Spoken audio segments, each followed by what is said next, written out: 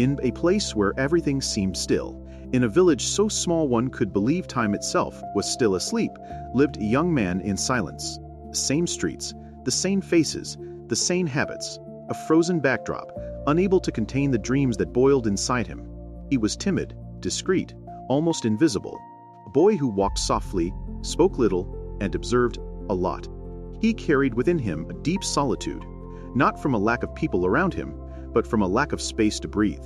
Each day, he felt the air grow thinner, the walls closing in, his life shrinking. He knew he was different, not a difference one celebrates, but one that is hidden, feared, or not yet understood.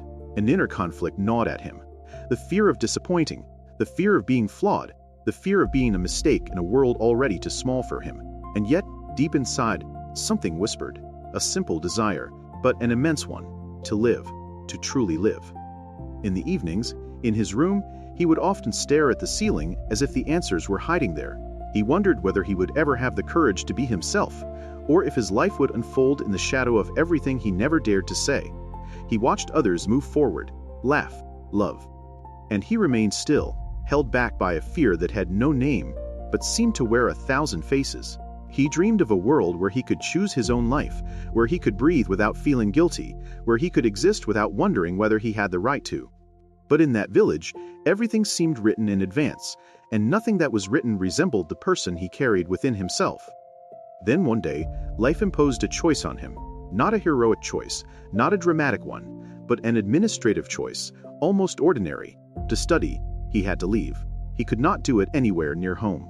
If he wanted to move forward, he had to leave the nest. This departure was not a cry for freedom. It was an obligatory passage. But sometimes, the obligatory paths are the ones that save us. He remembers the morning he left the family home. The light was pale, the house silent, and his suitcase too heavy for what it contained. He did not know whether he had wings, but he knew he could no longer stay.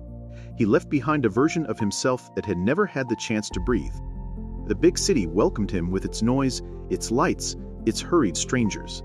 It was intimidating, but it was alive, and for the first time, he felt he might have a place somewhere. He made friends. He found a job in a large retail store. He learned to walk faster, to speak louder, to take up a little more space. He discovered new streets, new faces, new possibilities. But despite all of that, an emptiness persisted, an emptiness that neither studies, nor laughter, nor evenings out could fill. He was searching for something he had never had. A sense of belonging, a place of his own, a gaze that would say, "I see you." The fear of not finding his place returned at times, like a familiar shadow.